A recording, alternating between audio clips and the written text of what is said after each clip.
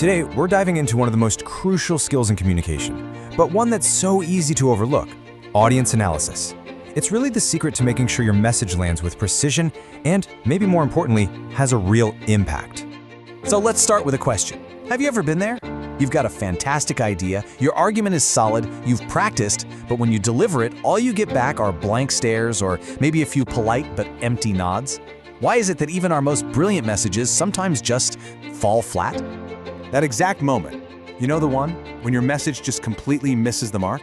It's not usually a breakdown of your idea, it's a breakdown of connection. It's that awful feeling of just speaking into a void.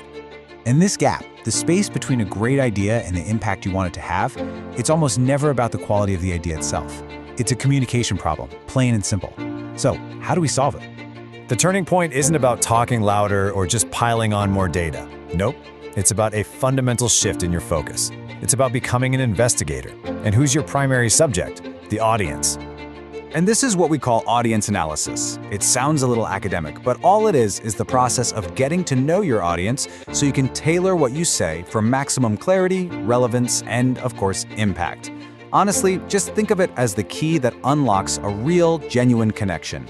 I just love how the source material frames this. It points out two incredibly powerful outcomes of doing this investigation. You get precision and you get empathy. So it's not just about hitting a target. It's about really connecting with the human beings who make up that target. Okay, so this all sounds good, right? But how do we actually do this investigation? What are we even looking for? Let's get practical and open up the toolkit for decoding your audience. All right, these are your clues. Demographics, that's the basics. But the real insight, the good stuff, is deeper. Look at their roles, and don't just stop at a job title. Are they the final decision maker, an expert, or the person who has to implement the idea? Then think about their motivations. What drives them? Is it all about hitting the sales quota? Is it avoiding risk? Or is it pushing for innovation? A great tip is to check their team's public goals for clues. And what about expectations? This one is huge. Do they want the 30,000-foot view, or are they expecting a super deep dive into the data? Getting this wrong is like a silent killer for good ideas. And finally, consider their communication style and their level of understanding. Do they prefer a quick chat or a detailed memo? And are they an expert on your topic or a complete beginner? The one thing you can't do is assume. Now, gathering all this information is really only half the battle. The real power, the magic, comes from actually using these insights to shape and adapt your message. Let's see what that transformation actually looks like. Just look at the difference here.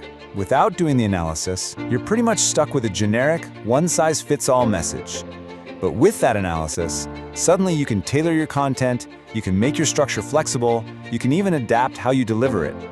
You shift from just assuming they understand to actually ensuring they do. It's a total game changer. It all boils down to this simple but really powerful process. First, you investigate. You do the homework. Second, you adapt your message based on everything you've just learned.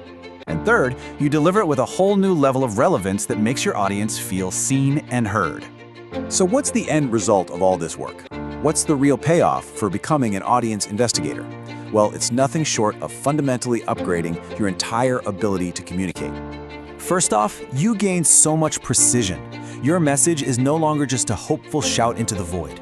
It becomes this laser-guided communication that hits its intended target every time because it was designed for them from the very start. And this next part, I think, is the most powerful. You build a genuine connection.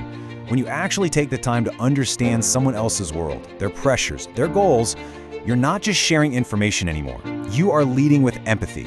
And that right there is the foundation of real influence. And ultimately, all of this leads to meaningful engagement.